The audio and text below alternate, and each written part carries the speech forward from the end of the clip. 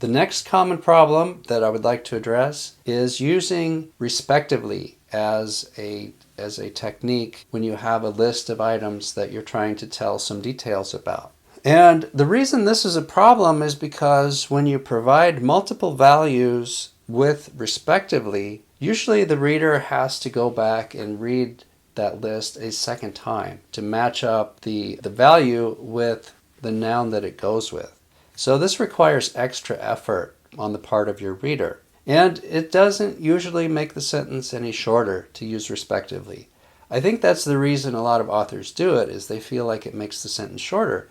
But if you do the revisions, it's actually not making them shorter, or if it is, it's only by 1 or 2 words. So let's look at some examples of what I'm talking about with respectively and how the revisions look compared to the original. Example 1. In New York City, there were slightly slower rates of rise of 1.2 plus or minus 0.1 millimeter per year, and the slowest rates of rise occurred in Connecticut and North Carolina, with 1.0 plus or minus 0.1 and 1.1 plus or minus 0.1 millimeters per year, respectively. So when I read that, I see the 2 states and then I see the 2 values, but to put them together, I have to read it again. I have to go back and say, okay, so 1.0 goes with Connecticut and 1.1 goes with North Carolina. So it takes at least 2 readings of the sentence to put this together. The second example is CXCL10 levels were significantly elevated in both severe and mild to moderate COVID-19 cases compared to healthy controls. P less than 0.01 and P less than 0.05 respectively.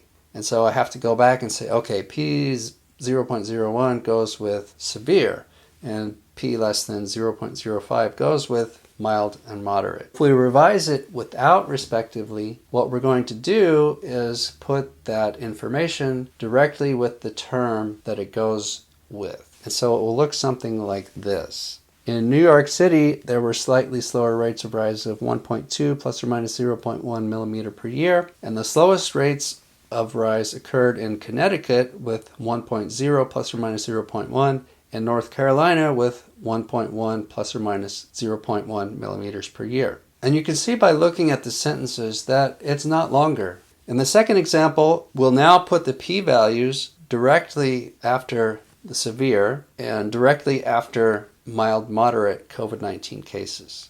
And you can see that looking at the text, again, it's not longer to take away respectively. One more example for you. Importantly, treatment of male mice bearing tumor xenografts with daily subcutaneous injections at 10 milligrams per kilogram for 3 days resulted in 37% and 76% downregulation of BRD4 and c-MYC levels, respectively, in tumor tissue.